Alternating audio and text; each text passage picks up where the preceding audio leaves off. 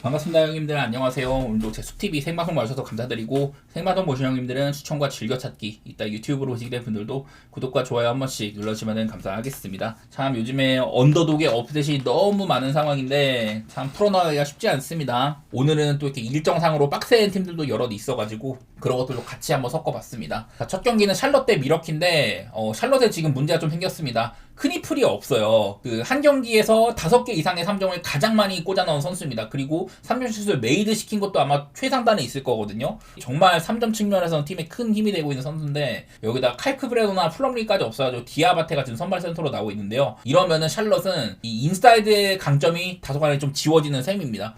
디아바테는 또 파울도 많은 편이고 오펜 리바는 잘 잡는데 주전 선발 센터로서는 사실 역량이 좀 딸린다, 그렇게 봐야 되는데, 마침 지금 미러키는 쿤보가 복귀를 했고 뭐 백투백도 아니기 때문에 일단은 뛸 걸로 보입니다. 지난번 경기 때도 뭐 그렇게 길게 뛰진 않았지만은 어쨌든 효율은 굉장히 좋았던 게 있었어요. 점수도 되게 많이 뽑고, 확실히 쿤보가 있는 게 팀의 뭐 보탬도 많이 되고, 4쿼터 뭐 클러치 때도 뛰던데, 지금 이제 샬럿의 빅맨 상태로는 쿤보를 억제하기 꽤나 어려울 걸로 보이거든요. 쿤보는 근데 이제 샬럿한테는 다소간에 좀 성적이 아쉬운 편이긴 하더라고요. 25, 32, 22, 24, 24. 그전에도 15, 16점 이렇게 샬럿전에서는 득점이 좀 모자란 것 같아요. 제가 지난 이제 시카고와의 경기 때는 이 시카고한테 득점을 굉장히 잘 넣는다 이런 얘기를 했지만은 샬럿한테는 뭐 그러지는 못하더라고요. 대신에 승률은 상당히 높은 편이긴 한데 5경기 동안 25.4점으로 쿤보는 조금 아쉬운 게 있었다고는 합니다. 이제 또 크니플이 없는 샬럿, 이런 것들이 있겠죠. 크니플이 없어지면 한 5점가량 아쉬움이 있다. 뭐 공격에서도 공격 빠지고 수비적으로도 실점 많아지고 뭐 이런 것들이 있다고 하네요. 제 생각보다는 좀 적은 수치지만 분명히 공격에서 균열은 더 있을 만하다. 샬럿이 그전까지 분위기가 이랬습니다. 처음에 18경기 동안 사실 초반에 반짝하더니 되게 안 좋았는데, 최근에 이제 그 12경기 동안 그냥 승률이 반반따리거든요. 동부의 하위권 치고는 꽤나 잘 찍고 있는 거고, 이런 식으로 뭐 3점이나라든지 특히 디펜시브 레이팅이 좋아졌던 거 이런 것들이 있었지만은, 오늘은 상당수의 빅맨과 크니플이라는 3점에서 핵심 역할을 해주는 선수가 없다. 그래서 뭐 홈이고 이런 거는 좋고, 미러키도 원정이 좀 안 좋잖아요. 그런 거는 뭐 샬럿도 뭐 힘이 될 수도 있겠지만은 참 조건이 좋지 않다고 생각이 됩니다. 리그 1위를 달리고 있는 최근에 분위기가 좋은 3점 같은 것들, 이런 것들이 힘내기가 어렵다고 보여가지고 저는 일단은 뭐 미러키를 좀 더 좋게 보고 있기는 하네요. 언더오버는 사실 뭐 갈만한 건 아닌 것 같은데, 요즘에 미러키가 그냥 언더팀이긴 합니다만은, 그리고 샬럿도 크니플이 없다면은 뭐 언더에 대한 생각이 좀 들긴 하는데, 사실 뭐 쉽지는 않은 것 같아요. 기준점도 228이면 좀 애매한 것 같고. 자, 그 다음에는 워싱턴 대 피닉스 경기입니다. 워싱턴은 백투백이고, 그리고 이제 그 전에도 경기를 한 적이 있어가지고 지금 4일 동안 3경기를 해야 되는 일정이에요. 그 멤피스와 한 열흘 전에도 경기를 했는데, 그때도 워싱턴이 후반전에 엄청난 약진으로 역전을 했었거든요. 워싱턴이라는 팀의 구조상 그런 일이 흔치는 않다. 근데 바로 직전 경기도 페이스가 108.5로 굉장히 빠르게 찍히고, 4쿼터 때 또 역전을 했습니다. 서로 간에 턴오버도 되게 많았었고 말했는데, 워싱턴이 역전을 하는 그런 그림이 있었어요. 일단은 체력적인 상태가 안 좋다거나 여전히 뭐 결장이 다소간에 있는 것도 이런 게 있는데, 요즘에 의외로 워싱턴이 뭐 수비 같은 것들이 나쁘지 않게 찍히고 있긴 합니다. 근데 이게 제가 찾아봤더니 워싱턴이 지난번 경기 때 이제 직전 경기 멤피스랑 19 턴오버를 했거든요. 근데 얘네들이 그 전까지 리그에서 지금 턴오버가 상당히 많았었는데, 최근에 5경기 동안 리그에서 턴오버가 가장 적은 팀이었었거든요. 그러니까 본인들의 약점이 다소간에 좀 안 나오던 시기였다. 근데 그 상대들을 보면은 사실 턴오버 유발의 강점이 별로 없는 애들이 많았지만은, 내일만한 피닉스는 턴오버 유발을 오클라호마 다음으로 잘하는 팀이거든요. 난 이런 부분들이 내일은 워싱턴이 뭐 이런 좀 체력적인 열세라든지 이런 상성적인 면에서 좀 힘을 쓰기가 어렵지 않을까, 뭐 그런 생각들이 조금 들어요. 그리고 요즘에 워싱턴은 특히나 또 이런 오펜시브 리바운드가 굉장히 많아가지고 추가적인 공격 기회 가져가고 이런 것들이 좋았었거든요. 근데 내일 이제 피닉스는 또 하필이면 마크 윌리엄스가 난투극으로 인해가지고 징계 결장을 하거든요. 근데 이게 찾아봤더니 내일 마크 윌리엄스 대신 아마 닉 리차즈가 나올 거라고 하는데, 저는 그래서 조금 걱정을 했지만은 오히려 마크 윌리엄스가 뛸 때, 이때보다도 이 닉 리차즈가 뛸 때가 상대의 오펜시브 리바운드를 3.8%가량 더 억제를 한다고 하더라고요. 그래서 그렇게 막 수치적으로 큰 걱정은 안 들기는 합니다. 피닉스도 전반적으로 사이즈가 약간 아쉬운 면이 있지만은, 그래도 브룩스 같은 애들이나 뭐 이런 애들은 좀 리바운드 다툼 같은 건 도와줄 수 있는 선수이기도 하고, 직전 경기는 이제 뉴올과의 리매치였는데 피닉스는 그날 이제 부커가 조금 별로였지만은 3점이 잘 터지면서 좋은 결과를 가져가기도 했었습니다. 그냥 워싱턴이 조건이 좀 좋지가 않다. 상성도 피닉스한테 그다지 뭐 좋아 보이진 않는다. 그래서 그냥 무난하게 피닉스를 생각하고 있는데요.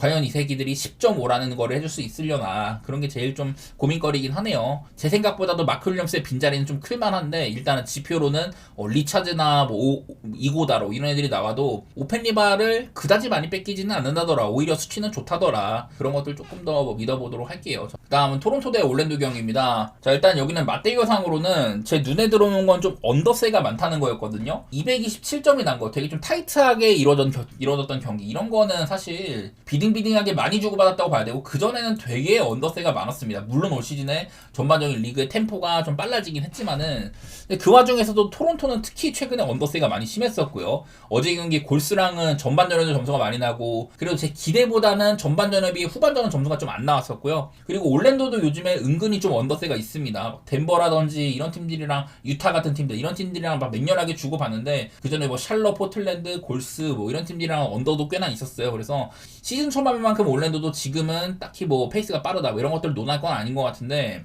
자, 근데 토론토가 내일 백투백이거든요. 4일 동안 3경기를 해야 되는 어려운 일정이고 토론토가 백투백일 때 1승 5패로 굉장히 좋지가 못했다고 하더라고요. 제가 어제 토론토가 이제 바렛이 돌아온다고 하니까 이런 것들을 보여드렸습니다. 바렛이 있으면은 경기는 20.8점가량 오바로 가게 된다. 시즌 초반에 바렛이 있는 구간과 없는 구간 이것들을 비춰드리면서 바렛이 있으면은 확실히 좀 오바세가 많이 좋았었는데 근데 바렛이 빠지니까 이런 득실도 좀 마이너스가 많았었고 언더로 굉장히 많이 갔다 이런 것들을 보여드렸는데 어제 바로 오바가 나오긴 했었습니다. 근데 그거는 뭐랄까 이런 2차적인 기회라든지 사실 경기도 그냥 질만 했는데 골스의 마지막 두 포지션이 너무 형편없었거든요.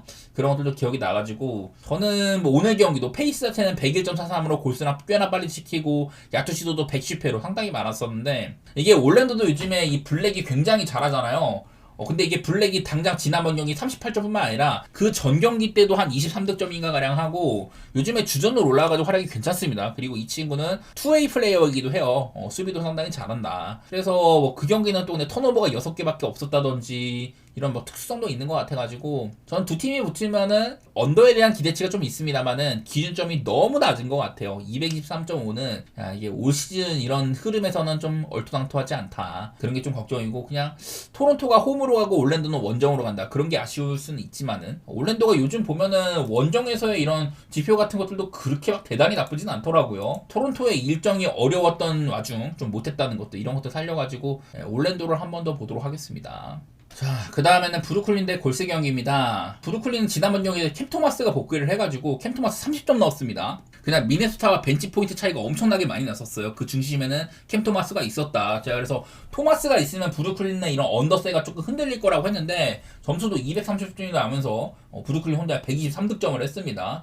오바가 났었고요. 123득점은 이것도 브루클린이 꽤나 많은 득점을 한 셈이었었고 요즘에 그냥 수비가 아주 좋은 상태다. 그날도 뭐 미네소타를 107점으로 묶었으면은 상당히 잘 묶은 셈이기는 하죠. 물론 여기에 있는 거는 그 이제 토론토나 미러키를 80점대로 묶었던 그런 경기가 포함이 되어 있으니까 너무 좀 극단적으로 찍힌 거긴 한데 어쨌든 저는 매번 브루클린이 작년에도 팀이 참 이탈이 많았을 때 호르디 페르난데스 감독이 팀을 잘 좋은 수비팀으로 엮어내가지고 그래도 좀 봐줄만 했었다 이랬는데 확실히 요즘 브루클린은 괜찮은 것 같기는 해요. 전 이런 수치를 무시할 수는 없다고 보이고 마포주도 늘 잘해주고 있고 그리고 골스는 오늘 또 이제 백투백인데 이제 원정 백투백입니다. 어제 이제 클러치 두 포지션이 그린의 턴오버 또 이제 커리의 오펜스 파울 이런 것들이 있었고 상대한테 18개 오펜시브 리바운드 반즈가 25리바운드를 땄었죠. 턴오버도 20개였다. 그래서 이제 뭐 커리도 이렇게까지 턴오버가 많으면 우리는 이길 수가 없다 막 이런 얘기를 했는데 결론적으로는 턴오버가 많은 거나 이런 사이즈 같은 거 이런 게 문제라면 저는 오펜리가 많이 따는 거는 당연히 좀 사이즈로 극복을 해야 된다고 봐요. 지금 뭐 포스트가 있긴 하지만은 포스트의 출전 시간도 그렇게 뭐 길지는 않은 편이고 골스는 저는 좀 사이즈를 업해야 된다고 봅니다. 이게 그 사실 귀산토스라든지 뭐 트제때 쿠민가 그리고 뭐 스펜서도 나올 때 나쁘지 않고 벤치 자원들 중에서 좀 더 길게 써봐야 되지 않았나 그런 생각이 들더라고요. 직전 경기 때는 산토스나 트제 때나 쿠민가나 아예 싹 다 안 썼거든요. 그래서 나는 골스가 참 이 새끼들 믿고 싶다가도 못 믿겠어요. 저는 어제 그래도 댈러스, 올랜도, 피닉스 이런 어려운 팀들한테 전부 다 뭐 승리를 하면서 조금 뭐 괜찮아지지 않았냐 그런 것들 생각을 했는데 막상 까보니까 또 문제들이 많이 또 발생하더라고요. 그래가지고 저는 골스가 지금 뭐 딱히 뭐 보기 좋은 시기처럼은 안 보입니다. 일단은 브루클린도 물론 팀 이름만 좀 빼놓고 보면은 저는 이 정도 성적이면 나쁘지 않다고 보이거든요. 또 이제 골스가 원정으로 갔을 때는 홈에 비해서 득점도 6점 빠지고 실점도 5점가량 많아진다. 홈에서는 10승 4패, 원정 6승 12패로 올 시즌 특히나 이런 원정 약세가 두드러지는 편이기도 하고 이래갖고 직장용이 골스가 또 이런 오펜시브 리바운드에 굉장히 고전을 했는데 브루클린도 뭐 벤치에서 데이런 샤프라든지 여기도 투빅을 쓰는 팀이고 마포주도 사이즈가 좀 있는 편이죠. 이렇게 좀 빅라이너 위주여서 골스가 좀 어려움을 또 겪을 수도 있다. 어제 같은 그런 어려움들을 그렇게 바라보면서 캠 토마스의 복귀와 함께 오바라든지 브루클린의 프렌 이렇게 보도록 할게요. 그 다음에는 마이애미 대 덴버 경기입니다. 여기는 일단 맞대결을 하나 볼 텐데 맞대결 상으로는 덴버가 지금 12연승을 이렇게 달리고 있다고 하더라고요. 전부 다 덴버의 이렇게 승리 일색이죠. 그리고 이제 플레이오프에서도 2024년 파이널에서 덴버가 4대1로 승리를 한 바 있었습니다. 그러니까 뭐 최근에 뭐 한 17경기 동안 16대1이라는 소리가 되는 거예요. 그만큼 덴버는 마이애미한테 아주 뭐 강했다 뭐 이런 건데 요즘에 마이애미가 조금 달라진 점은 페이스의 변화가 좀 있어요. 얘네가 저저번 때 94.5로 굉장히 느린 페이스와 함께 좀 이렇게 좀 본인들의 플레이가 안 살다가 최근에 2경기 동안 110.5, 109 이렇게 지키고 있거든요. 그리고 2경기 연속으로 이 20개 이상의 턴오버를 유발을 하고 있습니다. 많은 스틸, 14개, 17개인가 그랬을 거예요. 그래서 마이애미가 요즘 이런 스틸과 함께 역습을 살리면서 참 좋은 모습들이 2경기가량은 나오고 있는데 위긴스나 하케즈 간의 컨디션이 상당히 좋았던 게 좀 눈에 띄었습니다. 요즘에 펠레 라르소의 활약도 좋은 날이 많았었고 일단은 마이애미가 좀 바닥 찍고 올라오는 느낌이 있어요. 그 전까지 한 9경기 동안 1승 8패인가? 막 그렇게 하면서 엄청 안 좋았다가 최근에 애틀랜타랑 인디애나 물론 상대들이 조금 핫바리 같은 느낌은 있지만은 그래도 조금은 괜찮아지고 있는 상황이긴 합니다. 대신에 덴버는 그냥 뭐 올랜도한테 지긴 했어도 댈러스한테도 한 점 차로 지긴 했어도 그냥 매 경기 오버보기가 너무 좋아요. 마이애미도 최근에 페이스가 빠르다면은 일단은 246.5라고 할지라도 저는 오버를 해봐야 되는 경기라고 생각을 하고요. 얘네들도 이제 좀 벤치가 아쉽다는 거. 지나온 경기 이제 올랜도전에서도 벤치가 19득점밖에 없었다. 지금 브라운이나 고든, 캠 존슨 이런 애들이 지금 싹 다 부상이다 보니까 팀 하더웨이 주니어, 스펜서 존슨, 페이튼 왓슨 전부 다 벤치에서 나와야 될 애들이 지금 선발로 쓰이는 거라서 그래도 어떻게 막 꾸역꾸역 공격이 되기는 하거든요. 요즘에 요키치는 그냥 이런 상태입니다. 득점에서는 29.9점으로 샤키로닐의 베스트 시즌보다도 좋은 수치다. 리바운드도 칼말론의 베스트보다도 좋다. 어시스트는 제이슨 키드. 역대 어시스트 이제 크리스 폴이랑 스타턴에 이어서 3등이죠. 그 키드보다도 평균 어시가 좋은 시즌이고 뭐 팀 덩컨보다도 좋다. 뭐 이런 식으로 그냥 요키치는 미친 시즌이라는 거거든요. 그냥 뭐 이런 것들 바탕으로 다른 애들 살려주는 거나 수비는 안 되지만 다른 애들 잘 살려준다 이런 게 있고 마이애미는 요즘에 막 아데바요랑 히로가 못 나온 날이 많았는데 그래갖고 이제 가장 수혜를 본 친구 중에 하나 이제 켈레 웨어입니다. 사실 여기 5경기밖에 없지만은 켈레 웨어는 제가 봤을 때 최근에 한 13, 4경기가량 그냥 꾸준하게 잘하고 있거든요. 마이애미가 아쉬운 이런 높이, 리바운드 단속 그런 것들 잘해주고 있고 얘는 또 슛거리도 있는 빅맨이어가지고 상당히 좀 쓸만한 그런 친구라고 생각을 해요. 과연 근데 내일 이제 뭐 아데바요가 복귀할 수도 있지만은 그런 것들이 어떻게 좀 변화가 있을지 그냥 저는 단순하게 두 팀의 최근 모습 오버보기 좋고 그리고 이런 맞대결 상으로도 덴버의 엄청난 기록들 그런 것들을 무시할 수는 없어가지고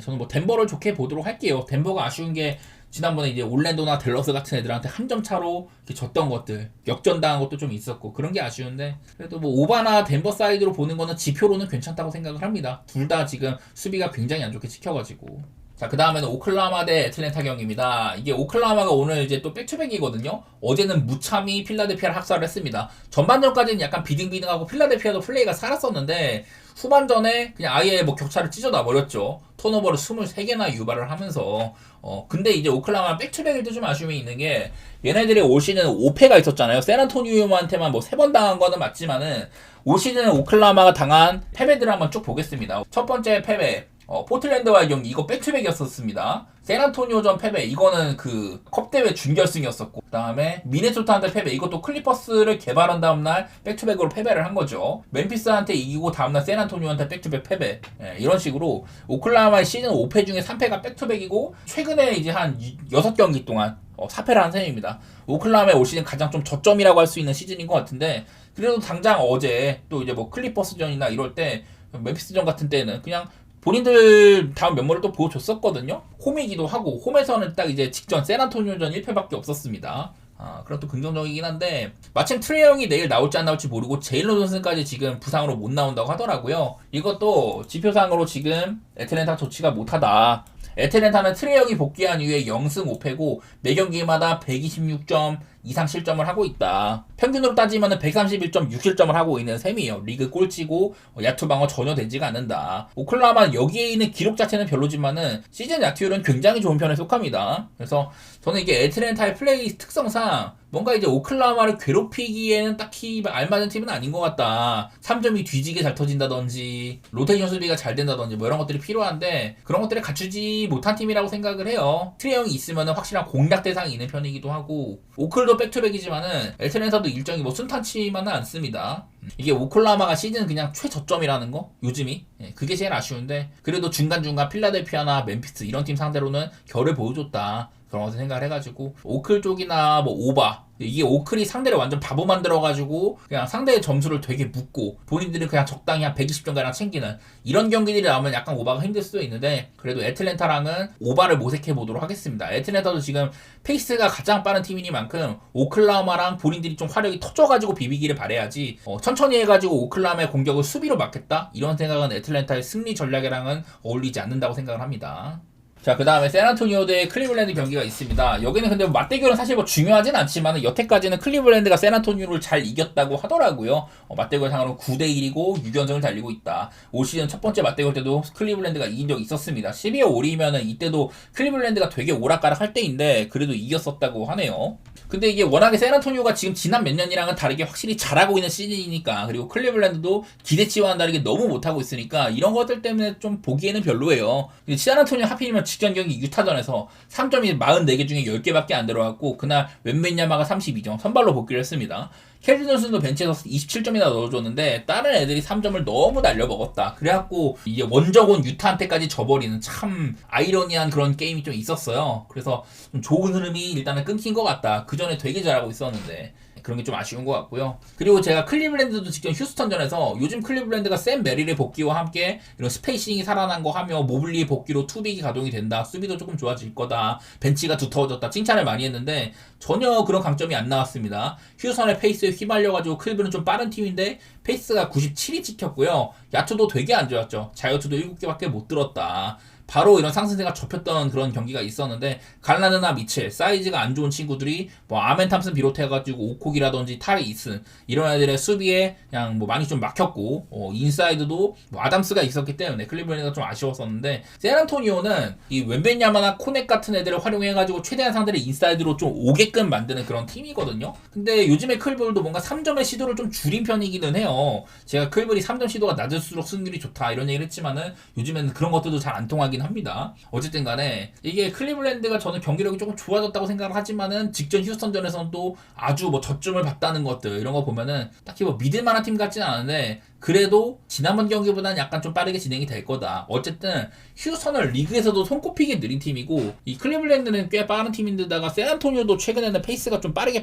찍히거든요. 뭐 그런 것들을 좀 우선시했던 것 같습니다. 휴스턴은 최근에 한 뭐 7경기가량 페이스가 뒤에서 2등 수준이고 지난번 경기보다는 좀 오버에 대한 기대치가 있을 것 같아요. 자, 다음은 휴스턴 대 인디애나 경기입니다. 휴스턴은 직전 경기 때 이제 뭐 DFS나 타리 이슨 이런 애들이 다 복귀를 해가지고 그 경기 때는 생군이 못 뛰었는데 경기력이 나쁘지 않았습니다. 무려 클브를 100점으로 묶었으니까 휴스턴의 강점이 잘 발휘가 된 셈이죠. 오펜 리바 18개 그리고 3점도 46%로 터지면서 휴스턴이 할 수 있는 최고의 경기를 한 셈입니다. 수비까지 좋았고 공격에서도 아쉬움이 없었다. 그래서 휴스턴은 늘 이렇게 상대랑 좀 템포를 늦추고 하는 편이에요. 방금 말했지만은 최근에 이제 리그에서 두 번째로 클파 다음으로 페이스가 느린 팀이기도 한데 근데 인디애나는 사실 페이스는 그렇게 막 느린 팀은 아니거든요. 그래도 지금 뭐 중위권 정도 한창 때보다 좀 느린 느낌이 있고 다른 이런 뭐 워싱턴도 요즘에 좋은 모습을 보여주고 뭐 샬럿이라든지 심지어 유타는 지금 되게 잘하고 있고 이런 팀들이 있는데 인디애나는 전혀 반등이 없습니다. 요즘에 니스미스도 복귀를 하고 좀 메서린도 오고 했는데 3점이 터지는 날이 있다가도 그게 이제 경기 내내 지속되지는 않더라고요. 그런 것도 아쉬웠었고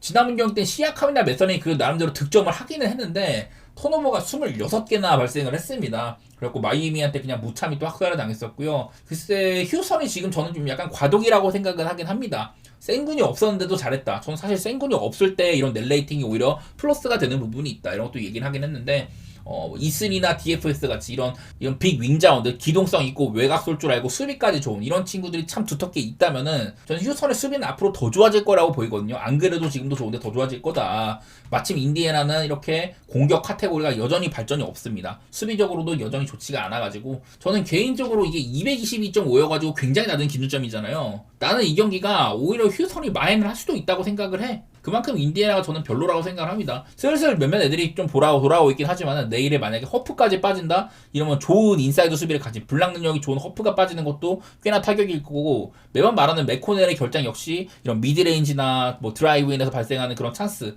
이런 면에서도 아쉬움이 있을 것 같아요. 그냥 저는 계속해서 인디애나가 지금 같은 공격에다가 이런 수비 방식이라면 휴스턴한테 게임이 안 될 거라고 보고 있습니다. 저는 이 경기는 휴스턴이 마인을 하려면 인디를 거의 뭐 100점대 혹은 그 이하로 묶어야 된다고 생각을 하는데 사실 근데 뭐 못할 것도 없을 것 같기도 해요. 그만큼 인디애나가 별로여가지고 저는 언더나 휴스턴 쪽으로 보도록 할게요. 자, 다음은 시카고 대 미네소타 경기입니다. 결론만 말하면 저는 이 경기는 패스할 것 같아요. 답내기가 어려운 것 같습니다. 자, 일단은 시카고 요즘에 좀 여러 애들이 돌아오고 했는데 그 전까지 기디 폼이 되게 좋았단 말이죠. 그래서 뭐 한 7경기 동안 6승 1패 구간 이런 게 있었는데 뭐 필라델피아전부터 해가지고 조금 안 좋아지기 시작하더니 직전경기 때 또 미러키한테 졌습니다. 최근에 두 경기 또 언더였었고요. 그전에는 공격에 살아나면서 오바 게임이 두드러졌었는데 최근에 두 경기는 또 그렇지가 않더라고요. 그리고 미네소타도 덴버한테 아쉽게 지더니만은 브루클린한테까지도 졌다. 미네소타는 종종 그런 일이 일어나죠. 얘네들이 미네소타가 뭔가 정배를 받았을 때 큰 마인값을 받았을 때 정말 믿지 못한 놈들인데 막 브루클린한테 약초가 안 터지면은 107대 123으로 그냥 깨지기도 합니다. 그날 뭐 캠 토마스의 좋은 활약도 있었지만은 3점이 40%가 터졌는데도 벤치에서는 33득점밖에 기록을 못해가지고 벤치 차이가 크기도 했었습니다. 마침 내일 상대하는 시카고도 얘네들도 벤치의 출전 시간이라든지 득점이 상당히 많은 팀이잖아요. 그래서 벤치 차이는 분명 이제 시카고가 좀 앞서 나가는 부분이 있기는 할 거다.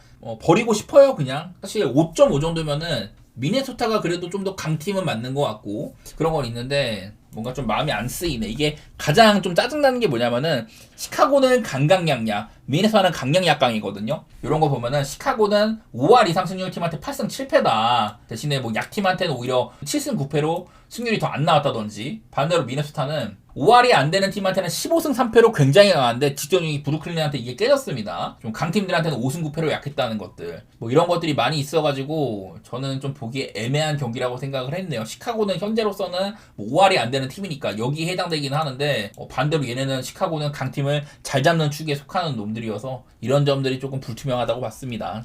괜히 건드려서 좀 짜증날 것 같은 경기입니다. 자, 그 다음 경기는 뉴올 대 뉴욕 닉스 경기입니다. 뉴올 닉스가 요즘에 맹렬한 공격들 뭐 이런 것들을 바탕으로 했었는데 최근 경기들에서 이런 것들이 많이 나오고 있지는 않아요. 피닉스한테도 많은 실점하면서 깨졌고 그전 경기 때는 서로 간에 안 들어가지고 언더가 났었고 클리블랜드한테는 그냥 141점을 한다든지 그전에도 댈러스랑은 또 이제 언더 게임 하기도 하고 이러면서 요즘에 뉴올리언스가 뭔가 맛이 좀 떨어졌거든요. 이 뉴올리언스가 그동안 저는 이제 오펜시브 리바운드에 좀 주목을 했습니다. 뉴올리언스는 최근에도 상대팀한테 오펜 리바를 가장 잘 따이는 그런 팀이에요. 5경기 동안 16.2개를 따였다. 독보적으로 많은 수치인데 반대로 뉴욕 닉스는 뭐 일단 시즌 내내 오펜 리바를 잘 따는 팀이었었는데요. 하필이면 내일 이제 로빈슨이랑 하트가 없습니다. 이게 좀 상성 같은 게 좀 무너질 수 있다고 생각을 해요. 자, 내일 뉴욕 닉스는 로빈슨이랑 하트가 없습니다. 그리고 맨 오른쪽 보시면 이게 ORB 퍼센트, 오펜 리바 퍼센트인데 얘네 둘 다 뛰는 뉴욕 닉스는 오펜시브 리바운드 퍼센트가 39.4%로 아주 높아요. 근데 얘네 둘이 빠지면은 26.8%로 굉장히 떨어집니다. 이게 저는 상당히 좀 차이가 있다고 보거든요. 뉴욕 닉스가 물론 터지는 날에는 정교한 3점이나 이런 것들로 잘 터지는 팀이긴 한데 어쨌든 얘네들의 강점은 많은 오펜시브 리바운드로 추가적인 공격기를 가져가가지고 이게 일단은 오펜 리바를 잡게 되면 상대팀도 이제 인사이드에 많이 몰리게 됩니다. 본인들이 수비 리바운드를 잡으면 그대로 역습을 진행을 하면서 좀 바로바로 날아가는 경우가 있지만은 상대한테 오펜 리바를 따이는 경우에는 바로 3점 찬스가 좋게 나오거든요. 그래서 뉴욕 닉스의 이런 3점이 좋은 거에는 이런 많은 오펜시브 리바운드도 바탕이 되는데 로빈슨이나 하트가 없는 경우 이때는 리바운드가 상당히 많이 빠진다. 오펜 리바가 그런 게 제일 좀 아쉬울 것 같아요. 지난번 경기도 오펜 리바를 19개나 따고 자유투 32개나 좀 이렇게 얻어내고 하트가 없는데 케빈 맥컬러스 주니어가 오펜 4개에다가 스틸 2개 3점 6개 중에 3개 넣어주면서 하트의 빈자리를 아주 잘 채워줬었는데 내일 경기는 참 이제 뉴욕 닉스의 오펜 리바가 만약에 좋았더라면은 뉴올을 그냥 얘네들이 뭔가를 보여줄 새도 없이 패만 했는데 그게 안 되는 게 조금 아쉬운 것 같습니다. 이런 상황이라면 뉴올이 그래도 본인들의 플레이는 어느 정도 좀 할 수 있을 거라고 보이고 얘네들도 이제 외곽 시도는 상당히 없으면서 잘 못 넣기도 하고 인사이드에서 엄청 비비잖아요. 그런 면에서는 사실 지금의 뉴욕 닉스는 이런 라인업이라면 사실 강점이 막 클 것 같지는 않거든요. 난 그래서 뉴올리언스가 뭔가 일단 오바 같은 거 보고 싶습니다. 본인들의 플레이를 조금 할 만한 그런 상태인 것 같다. 여기다 한번 뉴올의 프렌도 같이 보도록 할게요. 뭔가 뉴욕 닉스도 얘네들이 원정인 경우에는 8.5 정도면은 뭔가 좀 깨름직하죠. 지난번에 애틀랜타전도 그랬었고 뉴올리언스한테 한번 기회를 줘보도록 할게요. 자, 다음 경기는 포틀랜드 대 댈러스 경기입니다. 저는 이 경기도 앤서니 데이비스의 출전 여부가 굉장히 중요할 거라고 생각을 해요. 일단은 저는 여기다 퀘셔블인데 선발로는 못 나올 거라고 적어놨거든요. 왜냐면 이게 뉴스 자체가 제이슨 키드 감독은 다니엘 게포드가 앤서니 데이비스가 빠져있는 동안에는 선발로 나서게 될 거다. 그리고 드와이트 파웰과 무사 시세가 좀 더 너희들이 필요할 거라고 얘기를 해줬다라고 합니다. AD의 이런 부상 상태에 따라서 우리는 이제 지난 며칠 동안 얘가 얼마나 오래 아웃될지 좀 볼 거다. 그러니까 이게 아웃이 하루 이틀이 아닐 거라는 저는 얘기가 된다고 보거든요. 내일은 퀘셔블이 붙어 있지만은 지난번 경기 때도 이러다가 되게 늦게 아웃이 떴었고 아마 저는 내일도 아웃될 가능성이 꽤나 높다고 생각을 해요. 이게 지금 AD의 트레이드 얘기도 굉장히 많이 나오고 있어가지고 AD가 지금 안 그래도 상태가 조금 안 좋은데 억지로 뛰게 했다가 만약에 부상당한다. 그러면 이 트레이드 가치도 굉장히 내려가게 되거든요. 굳이 무리할 이유가 저는 없다고 보거든요. 나는 그래서 내일도 댈러스가 아마 AD가 안 나오지 않을까 그렇게 생각을 하고 있는데 지난번 경기 때 이제 댈러스는 AD가 없으니까 세크라멘토한테 3점이 48%가 터졌는데도 그 경기를 져버렸습니다. 턴오버를 19개나 저지르고 상대한테 약투는 17개나 밀렸었어요. 많은 턴오버와 또 적지 않은 오펜 리바를 따여가지고 그래갖고 원래부터 세크는 외곽을 많이 안 쏘는 팀인데 그날따라 외곽이 조금 터지기도 하고 인사이드에서 아주 좀 좋은 면모가 있었습니다. 그래서 페인트도 실점 이런 댈러스의 아쉬운 부분들이 AD가 없을 때 특히 좀 배가가 된단 말이에요. 그래서 나는 만약에 내 AD가 없으면은 이것도 댈러스한테는 분명 좋지가 않을 거다 그렇게 생각을 하고 있고 자 포틀랜드는 그 이제 백투백이긴 한데 지금 이제 보스턴을 아주 잘 막았습니다. 제가 그 경기도 약간 우려를 했던 거는 보스턴이 물론 이런 구조적인 이런 팀의 움직임으로 3점을 잘 만드는 팀인데 포틀랜드는 꾸준하게 얘네들은 백투백에서의 강점과 상대 3점은 늘 잘 막았다. 얘네들이 정말 수비가 안 좋을 때도 3점 자체는 늘 괜찮았거든요. 지금도 3점 수비는 꽤나 지표가 괜찮게 찍혀요. 그래서 약간 상성면에서는 포틀이 조금 좋은 부분도 있다고 생각을 했는데 그런 것들이 나오더라고요. 그리고 얘네들 또 이제 맞대결 상으로는 여태까지는 뭐 댈러스가 강한 편이긴 했습니다만 8대1 정도로 댈러스가 강했는데 올해는 그때 이제 한번 연장 혈투를 치러가지고 이긴 적이 한번 있었어요. 근데 이것도 연장 안 갔으면은 언더였었습니다. 저는 요즘에 포틀랜드도 얘네들이 자유투빙 뜯기라든지 속도 이런 것들이 많이 지금 안 나오고 있다고 보거든요. 페이스도 다소간에 좀 떨어진 모양새이기도 하고 원래 꾸준하게 포틀랜드는 탑5 안쪽에 이 페이스 수치에 있던 애들인데 최근에 뭐 한 7경기 가량은 99.45로 지금 22등이 지키거든요. 빠른 메모도 조금 지워진 것 같다 이런 생각이 들길래 저는 236.5면은 언더 같은 거 한번 고려해보고 싶어요. 늘 턴오버는 많은 팀이고 지난번에 보스턴도 턴오버를 좀 많이 이렇게 좀 양산하긴 했지만 본인들도 21개 턴오버나 있었고요. 대신에 클링언이 오펜 리바를 18개나 가져가가지고 그런 부분들이 좀 더 역배를 띄우는데 좀 기여했지 않나 뭐 이런 것들이 있는데 저는 물론 포틀랜드가 피곤한 상태지만은 얘네들은 늘 이제 백투백일 때 나름대로 강팀이거든요. 젊은 그런 애들이 많기도 하고 포틀랜드 사이드나 뭐 언더 이거는 전부 AD가 못 나올 경우 그렇게 좀 살펴보도록 하겠습니다. 그리고 요즘에 쉐이든 샤프의 활약 좀 얘기를 하고 싶은데 최근에 8경기 동안 얼마나 좋아졌는지 일단은 뭐 득점에서의 상승폭도 꽤나 눈에 띄죠. 그래프 상으로는 어시스트도 좋아졌다. 야투의 효율성도 대단히 크게 상승을 했습니다. 2점 야투는 조금 떨어지긴 했는데 대신에 3점이 어마어마한 상승이 있었어요. 이런 식으로 되게 잘하고 있습니다. 요즘에 이것도 포스한테 나름대로 힘이 좀 되는 것 같다. 늘 샤프는 커야 되는 선수인데 요즘에 좀 잘하고 있는 그런 느낌입니다.